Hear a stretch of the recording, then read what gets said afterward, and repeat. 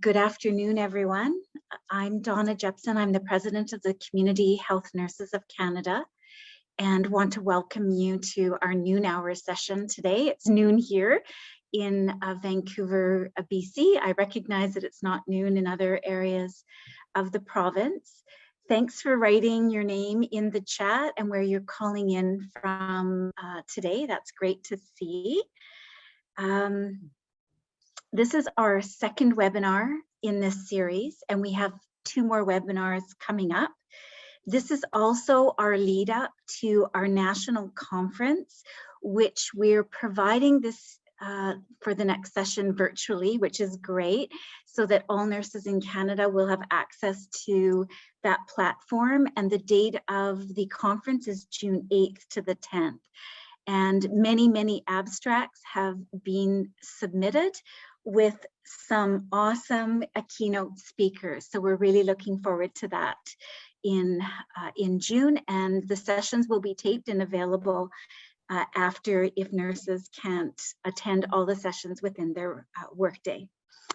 It gives me great pleasure and honor to introduce our guest speaker, Ruth Schofield, an esteemed member of the Community Health Nurses of Canada.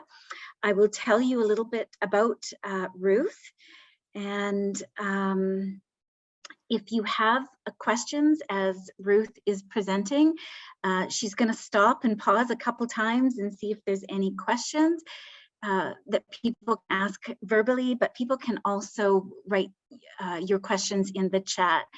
And Ruth and I and Anthony will review those questions and make sure that you have answers to your questions. So a little bit about Ruth. Ruth is an experienced nursing professor in both public and community health nursing. She's taught at McMaster University and also at Western University. Her research focuses on community health nursing, nursing education, mental health, and housing in several publications. Ruth has over 23 years of public health nursing experience in various positions and programs. She's been a chair and or general member on national and provincial boards and has led several national projects in the development of the community health nursing standards, the competencies, educational guidelines, and virtual simulation. And most recently, Ruth has become an accreditor. So Ruth, welcome, and I will turn it over to you now.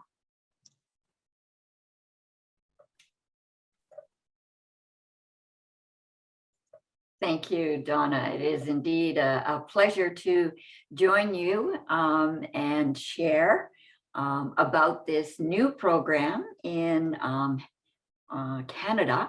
And I think that's the exciting part, is that with nursing leadership, this has moved forward and is now existing. So it indeed is a pleasure to chat in my, I'm hoping this will work better than what it's doing right now. Okay, let's go here. There we go. Now I'm getting some movement. There, good. So I'm going to, my intent today is to talk about these areas.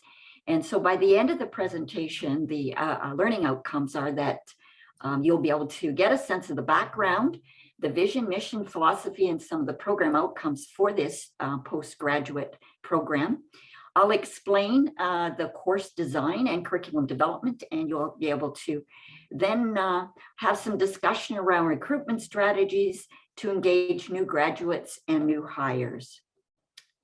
So I just wanted to begin with some history or some background, and I think it's really important that you know where this has come from. And not surprising, our origins in public health nursing practice were very much part of our Florence Nightingale's existence and excellence as a nurse, starting this area of profession in healthcare. And she certainly had a very grounded perspective and broadened the view of nursing to really recognize some of those very much characteristics of public health nursing practice, in recognizing that illness went beyond the biomedical view, that there are other factors contributing to that. But I think what's new, what became new to me in the last couple of years, is where public health nursing education has evolved. And that it was interesting, the impetus within nursing education came after the Spanish flu. And that was, and it obviously became evident in reality as we're facing the pandemic right now. But it was recognized in 1918 when the Spanish flu occurred that our nurses were not adequately prepared in the area of public health sciences. So it was at this time that nursing leaders realized that we needed to expand nursing education, which was primarily in hospitals at that time. And so this is when the move to a higher education, i.e. a baccalaureate university preparation, emerged. And it was driven by the need for public health nursing education. And it actually started in BC in the University of Victoria. And there were several other universities, UFT, Dalhousie, Western, were some of the other key nursing programs at the university level that began back. These were emerging and obviously developed from there. So as you can see, at that time, from 1920 on, we have had two entries into RN practice: the diploma or hospital 2-year to 3-year program and a baccalaureate program. And that continued till 2005. And in 2005, Canada decided, nursing leaders in Canada shifted it to only entrance by baccalaureate preparation. And so what came along with that, actually prior to 2005, was there was already legislation in some of the provinces, not all, that in order to be a public health nurse, have that title, you required a baccalaureate preparation. So there clearly was the emphasis in baccalaureate preparation, a public health nursing preparation and content.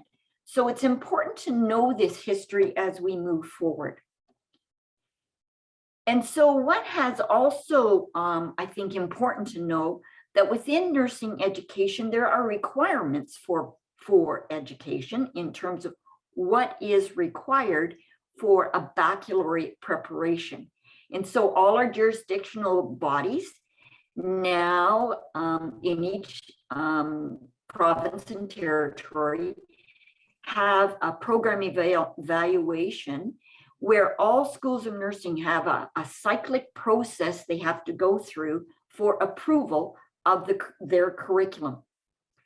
As well, we have the Canadian Association of Schools of Nursing, i.e. CHNC, that also has a cyclic process of accreditation that really focuses on the quality of education, which is a little different than the jurisdictional expectations.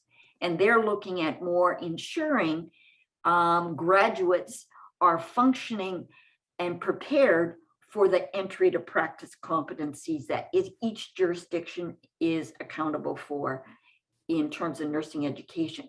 Whereas CHNC is the quality of the learning. And along with that is a national nursing education framework that currently is being updated, but it provides a framework in terms of expected curriculum. Again, some foundational understanding as I move forward. And when we look at more of the background in terms of the resources for more specifically that inform public health nursing content in the curriculum is obviously our standards that they have existed since 2003 and have been updated at these points. So obviously our most recent ones are 2019.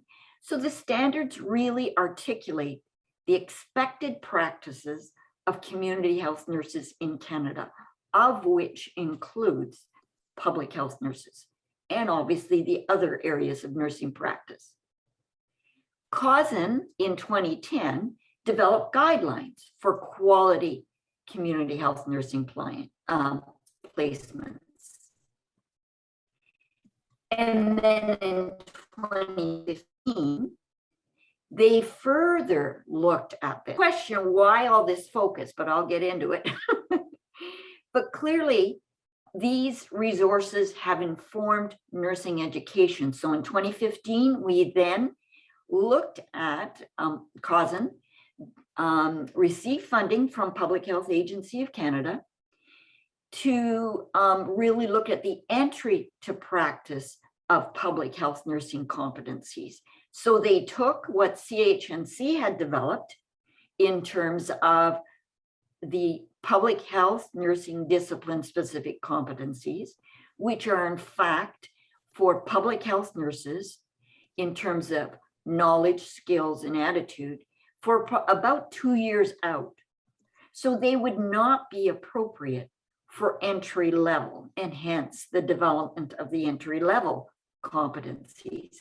And along with that was teaching strategies e-resource. And then there was an interest group within CHNC of community health nursing educators that took the national curriculum guideline that I mentioned previously that applied to all generalist preparation of education. And in looking at that, felt there needed to be more development in community health nursing education, again, including public health, that really teased out and just supplemented, you might say, what the national curriculum guidelines were, focused on community health nursing. So that is available and is on CHNC website. Then CHNC in 2020 or 2018 received further funding, having applied for diseases, and created a guideline and an e-resource, which really does touch on public health nursing, focused on this area of practice. So again, another resource for public health nursing curriculum. So I'm just going to come out of my presentation at this point and just see if we have any questions that have emerged, or just open it up to see if there's any questions anybody had. So maybe Donna, I haven't looked obviously in the chat if there's any questions, and perhaps you can. There is just a comment that sometimes your audio, it cuts out. I've noticed that.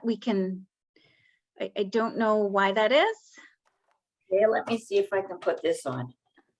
So thank you for letting me know that. And let me just scroll to see if there are any current questions. There's a comment from Karen that the VON is working with external educators to develop a better. We'll yeah. see as we go Oh, on. sorry. So hopefully that'll be better. That's good, Ruth. Good. Karen, Okay. there was a comment So from Karen. hopefully that is going to be more meaningful, but I just wanted to see if there is any questions anybody had. And if there is, just put up your hand, and then your sound you'll be able to ask those questions. So I'll just give a moment. If not, then I'll move on. Okay, Ruth, somebody's just commented in terms of it was helpful, so important background. Good. Right. Can you hear me, Ruth? Okay. Ruth, can you hear me? If there's nothing else, then I will. I don't see any other hands, so I'm going to carry on. So that's super. So just moving on. There. So just I see Karen. You have a question. Go ahead, Karen, before I move on. Hi, Ruth. I think I do have a great presentation. Donna was Anthony, trying you to. could give Karen a. Yeah, good. Okay, great. Thanks, Karen. Can you hear me, Ruth? Yeah, well, I was just trying to see if Ruth could hear me, Donna, and ask a Sorry, question. we're just but working. maybe- Hi, Karen. I see your audio's off. Can you ask? Yeah, can you hear Did me you have a now, question? Ruth? I do. I don't hear you. Oh, okay. Oh, So, okay. Maybe the sound hasn't been released yet. Are we okay, Anthony? Well, maybe I'll carry on and hopefully this will work out. We'll make sure we get that question asked. Okay, moving on. What would be important in the background as well is to really understand some driving forces. So despite these resources that informed nursing curriculum over the last several years, there has been growing evidence of concern around the public health nursing content in nursing education. So even going back as 2008, there was some work that Ruta Velitis had done, studies looking at the enablers and barriers to community health nursing education, particularly in the area of population health and community health nursing, i.e. in public health. And some of the enablers that she identified or that the study identified, what was important to have within faculty leaders in community health nursing education. So faculty with community or public health nursing preparation who were actually in leadership roles, that really was an enabler. And the barrier was that isn't often what was being said. Then in another study in 2010 that I was involved with, or 28, by the time we published it, 2010, was around Vision 2020. And that again, we had interviews with community health nurses across Canada from all the domains of practice. Likewise, in the area of education, raised concerns about what was happening with community and public health within undergraduate education. Note this, you will see collaboration moving towards entry to practice at a baccalaureate level happened in 2005. So you're hearing a growing concern emerging after the collaboration. We currently have another study that is in press that was done, a national study in 2017, initially in Ontario, amongst public health nursing leaders through OPHNL. And in that study, the leaders, public health nursing leaders, identified at that time 17% reported that new graduates were prepared to practice in 11 of the 21 entry to practice competencies. So not a full 21%, 21 of the competencies. So that was a concern. And then that study was replicated in 2018 across Canada with two cohorts, educators who taught and practitioners. And at that time, the majority of the curriculum by educators identified was mostly taught, I'm talking public health, at a theoretical level and not as much in curriculum, in clinical. And they identified gaps in the curriculum that in 14 of the 21 competencies. And that the 40% of the public health leaders reported that new graduates were prepared to practice in 9 of the 21 competencies. So again, emerging concerns. And so this really is and there currently is another study underway. So we're analyzing the data now to see what changes they are. But the intent of that study was to see whether an awareness of the integration of the guidelines around community placements and the competencies. And that was the outcome at this point, is that yes, they were aware, but how integrated, it clearly was some concern. So the erosion was likewise what we heard was limited placements in public health or community health as well. And there was a real shift away to a non-traditional, i.e. non-public health. But in all fairness, when you look at this, when the curriculum went to collaboration in 2005, prior to that, as I mentioned, is at undergraduate level at the university. So the cohort of students was much smaller. So all students generally in a baccalaureate program prior to 2005 had a public health nursing experience in public health. So you can appreciate when the collaboration occurred, public health, as we know, does not have the same capacity as the rest of the healthcare system. So it was impossible for public health to meet the demand of nursing students in the collaboration, hence the shift to non-traditional placements in NGOs and other sectors. The evidence, it was mixed in that area. Yes, it gave students a preparation and understanding of the determinants of health. However, clearly there were some gaps in the preparation in public health sciences and all the knowledge and skills associated with public health in a non-traditional placement. Many of the preceptors were non-nurses, and that came through in the studies as well. And we also were seeing that there was a lack of public health faculty, and oftentimes we are seeing, and even more recently, many faculty teaching public health in their place within the content curriculum are often not experienced either in public health or in community. So that's another factor that's been driving it.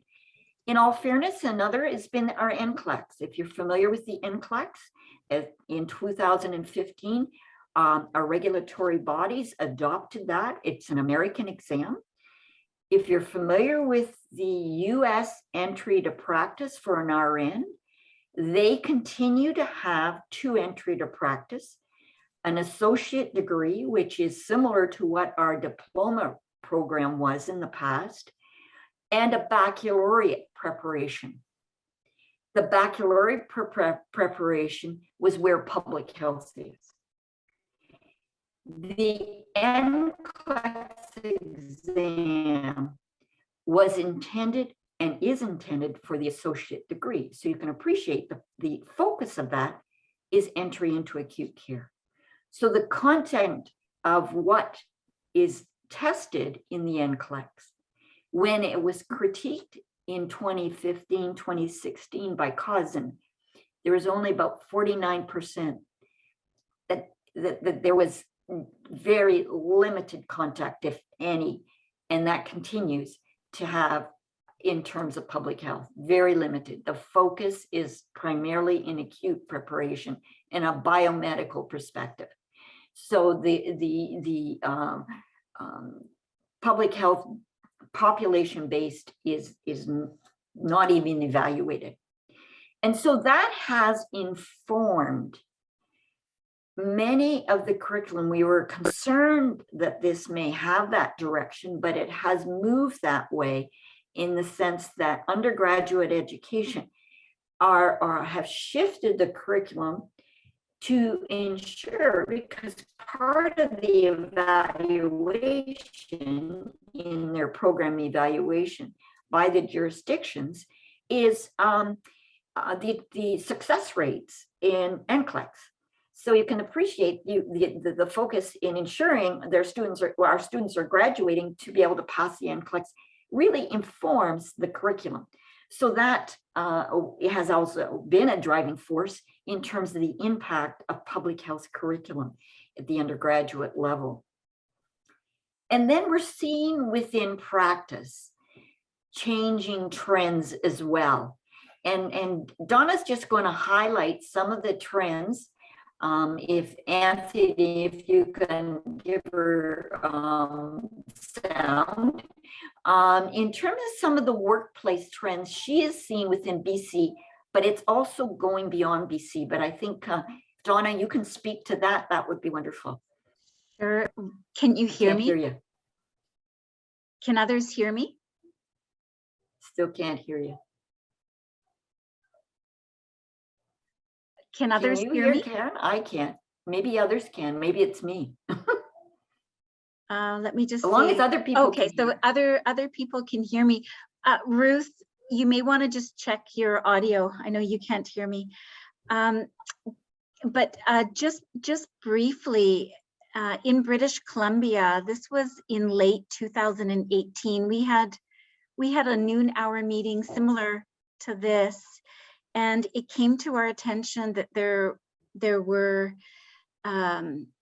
sentiments of the erosion of public health nursing in BC, and that the role of public health nursing was being narrowed. At the time, there was redeployment to becoming primary care nurses for one-to-one care and a shift away from being called a public health nurse. Nurses were being hired based on seniority with no public health experience. Certification was an issue to gain because nurses were needing 2 years of experience in public health, which was hard to gain in employment and hard to be hired.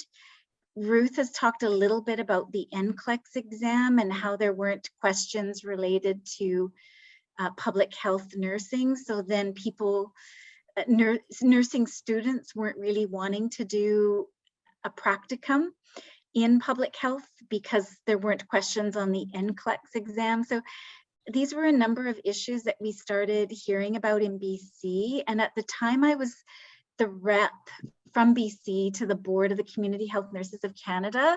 And I brought it to a board meeting. And sure enough, it wasn't just BC issues, that these were trends across Canada. And so there was a small working group that was struck to try to address some of these issues. And we started working with CNA to develop an infographic. Oh.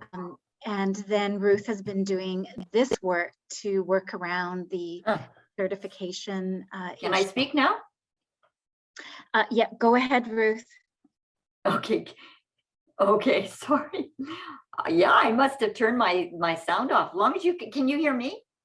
I can, Ruth. Can you hear me now? No? Okay. You can't hear me? Oh dear. Oh, just sorry.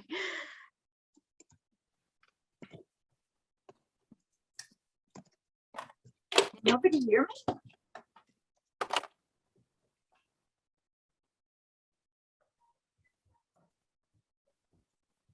We can hear you, but you can't. Okay, fair enough. Okay, I'll carry on then. This is too bad. Can I carry? Oh my goodness, I don't know what's going on. Let me put this back on.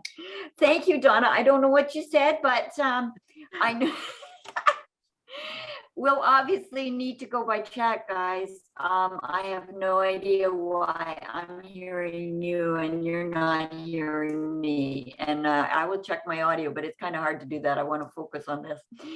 Sorry about that. I'll have to go by chat, guys. The other part is, and I trust what Donna has said, is the issue of the shift towards a lot of nurses with experience going in from acute care going into public health with no public health nursing understanding and practice. We're seeing, and we have especially seen that during the pandemic in other provinces too. Certainly in Ontario, we're seeing that many of the nurses that have been supporting our work have come from the acute care. But I think the pandemic, in all fairness, has really exaggerated the concern for public health nursing practice. So that has become a reality that were replaced, certainly in Ontario, around the contact tracing. Eventually that moved out of nursing role and into other public health practitioners and others beyond that. And we all know the extensive skill set of contact tracing that public health nurses are expert at that. So that is obviously a concern in terms of influencing the advancement of public health nursing practice and entry into working in public health. The other part is because graduates have not been adequately prepared, it's required public health, when they do come in to public health organizations, a huge orientation to prepare nurses to practice in a public health environment. So moving on. And just to bring to the point of this context of concern for public health nursing, content and curriculum, and working within public health.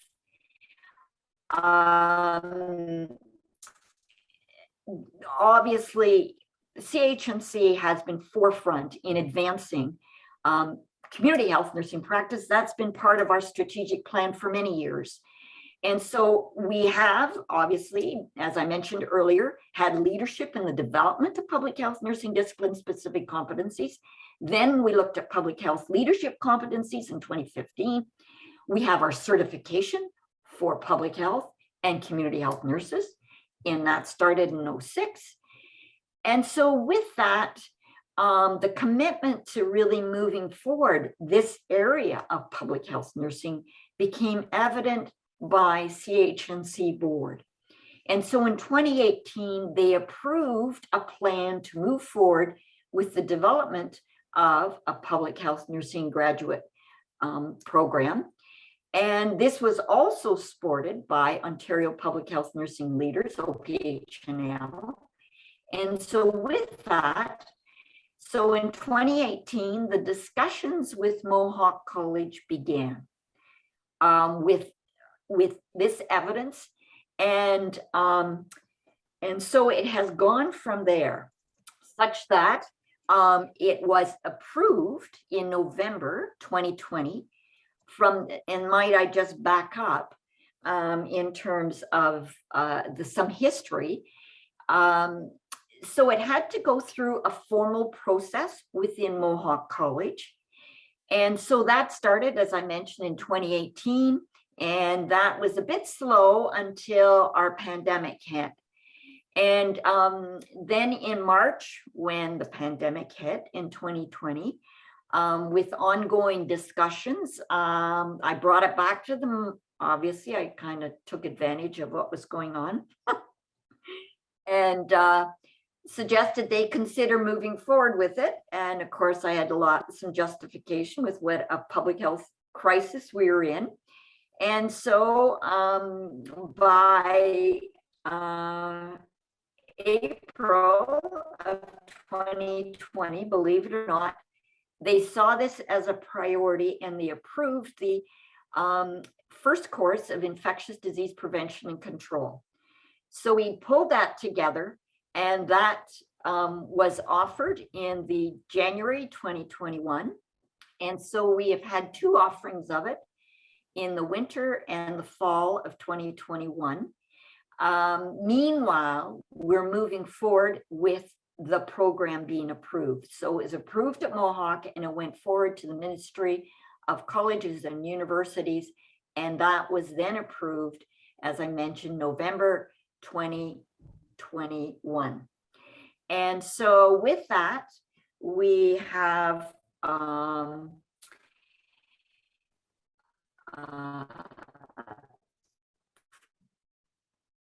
are currently developing it. But before I go into the details of that, I want a postgraduate certificate.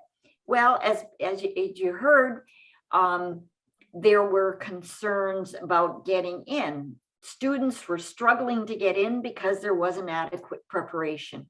So there was, what are we going to do to support them to get in? And a postgraduate certificate, not unlike in other advanced areas of nursing practice, like critical care, ICU, OR, that's a common thing, is a postgraduate certificate because undergraduate education is meant to have a generalist preparation, which should include public health, but we've heard that has been slowly eroded away. Another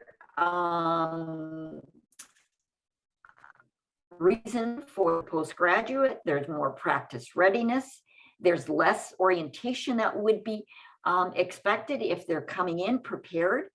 And it's a wonderful step to certification. As we know, our CHNC certification with CNA expects nurses to have at least 2 years of practice before they can even apply for certification. And so that clearly is something that we want nurses to get in the door to move to certification. And this is what this postgraduate certificate would enable them to do. And the other part is many of the nurses who are new graduates or new hires are not often ready for a master's degree. And so that's another reason. It's a stepping stone, not only into public health, not only into certification, but also into master's preparation. And so I just wanted to acknowledge these are people who have been guiding and informing this process. And you can see there's a nice representation from many provinces, Nova Scotia, Ontario, Manitoba, Alberta, and BC. Many people from education as well as in practice. So we have public health nurses, be it in practice or in at different levels in terms of their involvement in public health, plus in education. And I wanted to acknowledge Katie and Yvette, who also have been involved, but currently are not.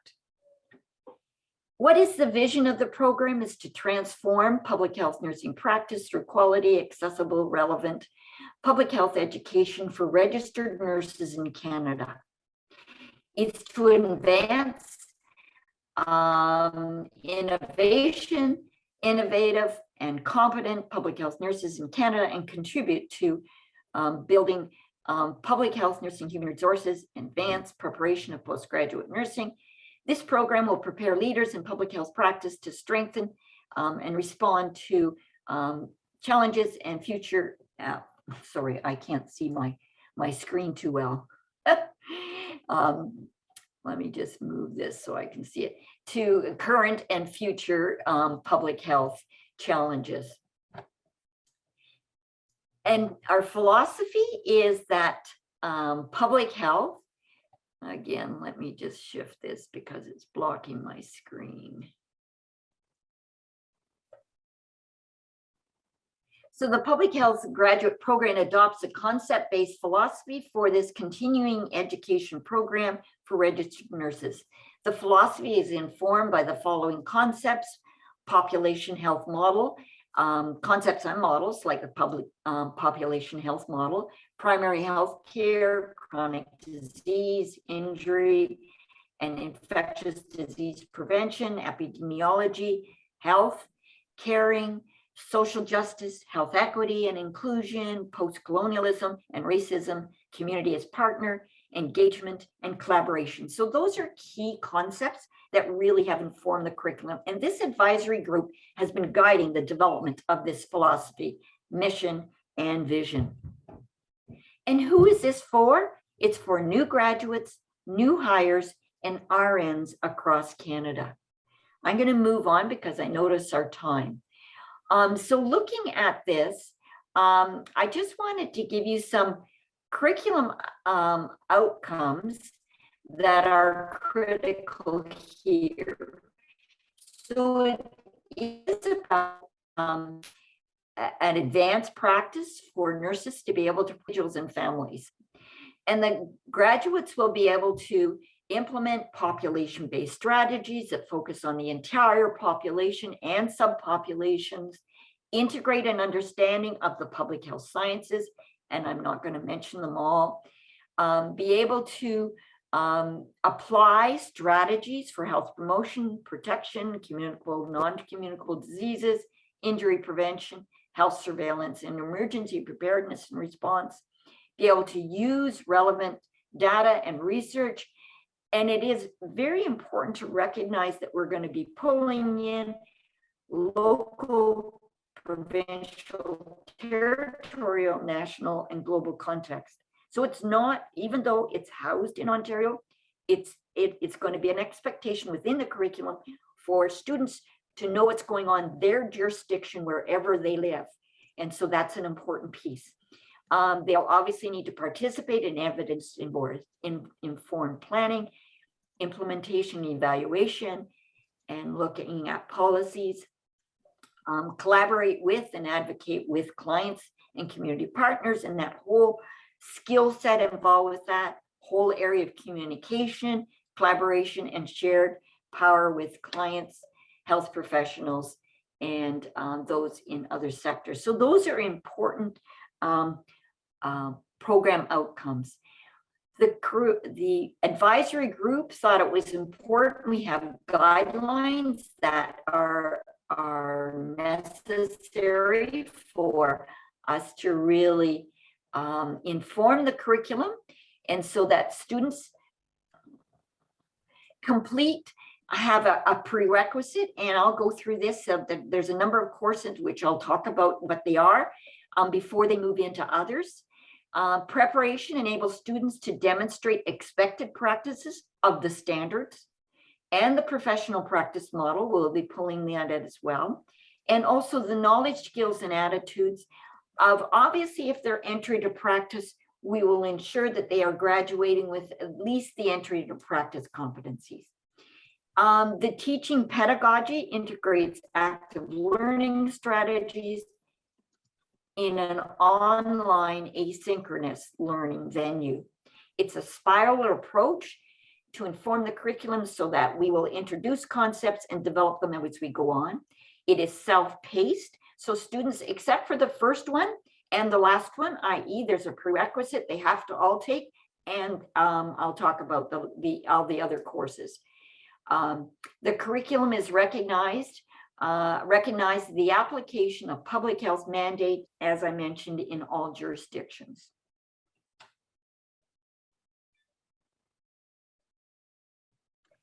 So the design is that there are 3 points of admissions, fall, winter, spring. It is all online, and it's all asynchronous. There are 10 courses with 1 practicum. In each course, there are 14 modules, and we are splitting them into small groups. There's an opportunity for students to engage in groups of 5 to 7. And each course is approximately 56 hours, except the placement, which is 90 hours. The courses that they are required to take is, you can see the first one in pink, is the Foundation in Public Health Nursing Practice. That is a prerequisite that they take, and that currently is going to be offered in May. And so they will take this in May. It's developed, and so they take that first.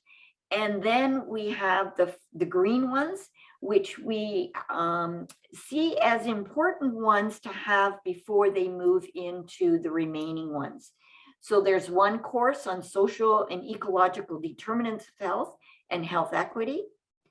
There's epidemiology for public health nurses, and community and population health and clinical decision-making, which includes program planning. So those we felt would be important for them to take before they retake the others. First, the 3 of them will be ready come September. And the others, I hope, will be ready by December. And there's, so the remaining ones are priority populations is another course, settings-based public health nursing practice, another one in communications in public health nursing, one in infectious disease prevention and control, which is already developed but will be modified, and the supporting and strengthening families across the lifespan. And the last one is the practicum of 90 hours. The curriculum development is really moving forward. We have a team of either a public health nursing practice in practice and an educator. So there could be 2, 3, or 4 involved with the curriculum and for each course. And Mohawk has been incredible with all the resources that they have available, which you can see here, and I won't identify them all or mention them because you can see that. So just a little bit about the asynchronous. Their weekly modules include readings and videos, the learning activities, various active learning strategies we use, discussion posts, self-check quizzes, case studies, and games, and various assessment methods. So some of you will say, is it like the skills online that PIAC did? And I know this is a little bit more expectations. There is assessment methods, and they're graded, and they must have a certain, I think the advisory committee landed, or the curriculum team landed on, I think, a 65% required. So there are heavy expectations for them to be able to achieve and get a certificate, because it is part of the continuing education program requirements for a college that is expected, and that's consistent across Canada. So there is a final exam as well.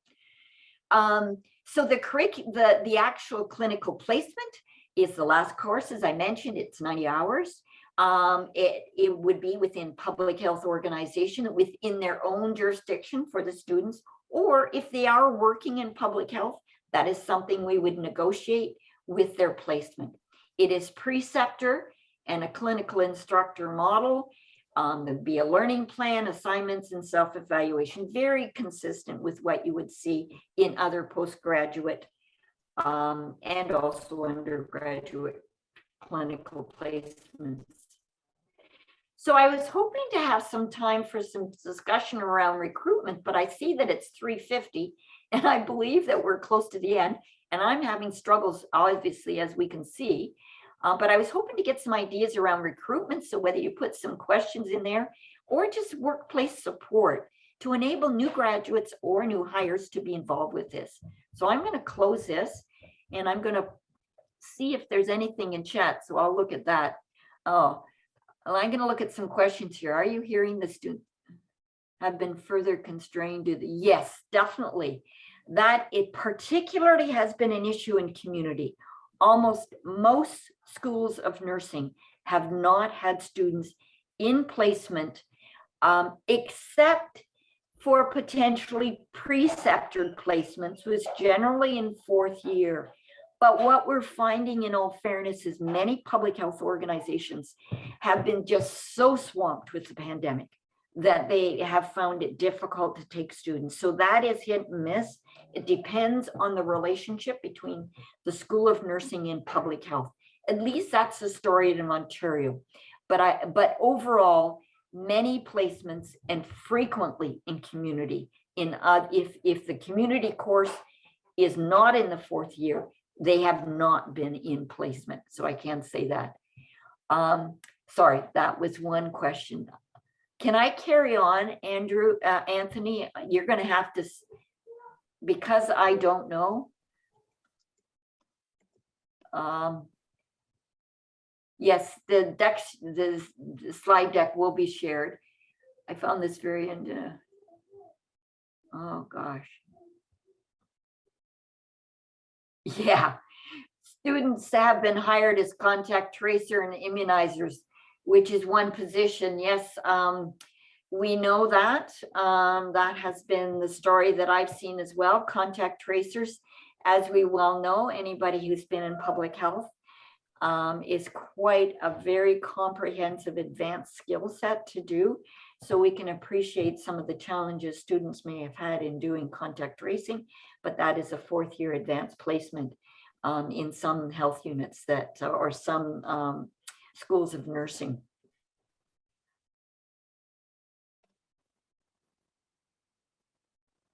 Yeah.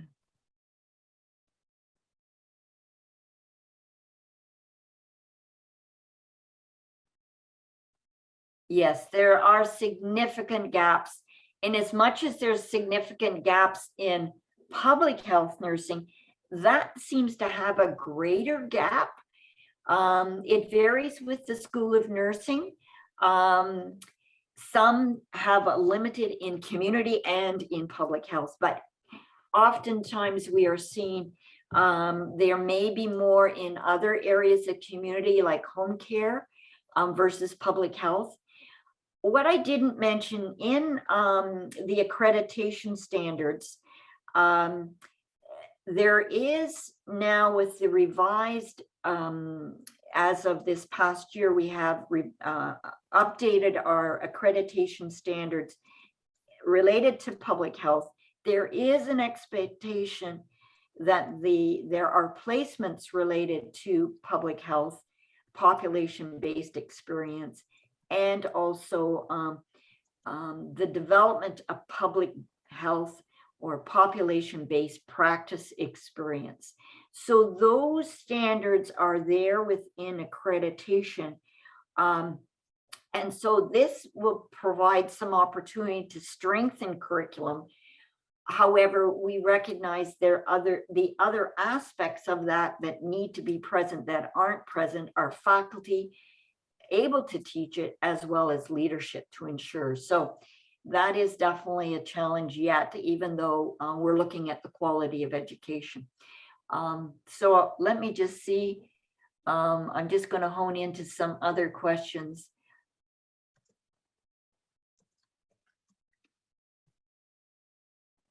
Yeah, I think placements varied from health unit to health unit. Yes, in Ontario, and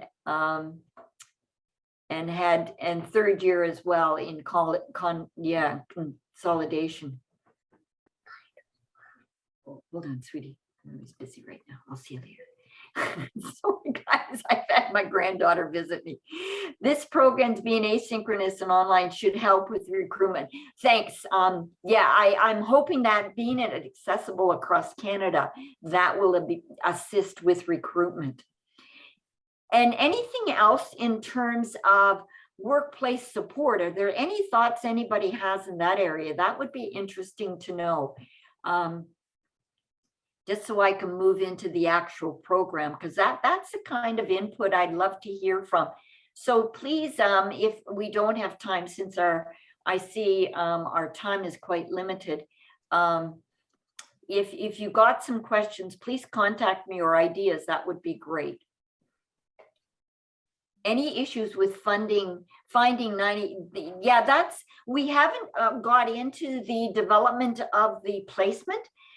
Because students have to, given the course is just starting, we've got a bit of a window before we need to look at placements, but clearly we'll have to have an affiliation agreement with whatever organization is willing to take students. So we will look at the students who are in the program, see where they're coming from, and begin working with their particular public health organization, develop an affiliation agreement, and hopefully that'll be something that will be negotiated, that they would be able to take on because I am seeing students who are interested and wanting to become engaged and take the course are in public health, but many of them are COVID nurses. In all fairness, what has been called COVID nurses, i.e. nurses who have been hired for COVID, but have come from acute care. So they're new hires and maybe new graduates who really have, again, a limited understanding of public health. So that demand is certainly there. So we will have to negotiate this with some of the placements for sure. Will any of the courses be transferable to a Master's of Science? You know, that's a very good question. How does this relate? And I think down the road, I'd like some connection with Master's program, especially Master's of Public Health. So I'm getting public health nurses or RNs interested in this course, but also interested in the Master's and sorting out which one to take, or are in one and wanting the other. But many of the Masters in Public Health are not for nursing, it's for public health. So some of this, I'm thinking we need to have some collaboration with the Master's programs, not only in nursing, but in public health, to really look at, would they consider a preference, and this be a stepping stone and moving forward, that it may help RNs to move into a master's program, be it public health, be it nursing. Either way, that I think is an area that needs some more discussion and thought. So, but very important. Anyway, I'm seeing that it's almost 4 o'clock, and I have a minute. Would there be any advantage to negotiating the placements at the beginning of the program so that students aren't left? Yeah, no, I hear that. Students can take more than one course at a time. So it could take up to 3 years, or it could take 2 years. It depends on students. Really, it does, how soon they move forward. Definitely, I agree. The discussions need to begin sooner than later. So I think once we have a sense of how many students are in the program, then we can move forward with those kind of questions. So I'm hoping by the fall, once we've got a cohort into the first course and a cohort moving forward into the others, we'll begin looking at that practicum course at the end as well. So it's 4 o'clock. Anthony and Donna, I think you're going to have to take it from here. I can't hear you, so I'm seeing your comments, so I'll be quiet. Okay, thanks, Ruth, and thanks to everyone for being here today. Ruth, on behalf of the community health nurses, I do really want to thank you for sharing the background and the impetus that has brought this postgraduate certificate program forward. I had no idea that you're up to 10 courses, 50 hours each, which is 500 hours plus a 90-hour practicum. Wow, that it's really grown from your initial vision for advancing public health nursing practice and reducing the erosion that was becoming an issue across Canada. So thank you so much for your time, your slides, and your energy that this has taken put into this course, and getting the funding and the approval. Thank you so much for that work. Have a great day, everyone, and there's more webinars to come, so look for that email. Or reach out to me if you have not received it. I'll put my email address in the chat. Thanks, everyone. I can now hear you. I took my earphones off. Oh, great, Ruth. Okay, thank you so much. Accolades to you. Bye for now. Okay.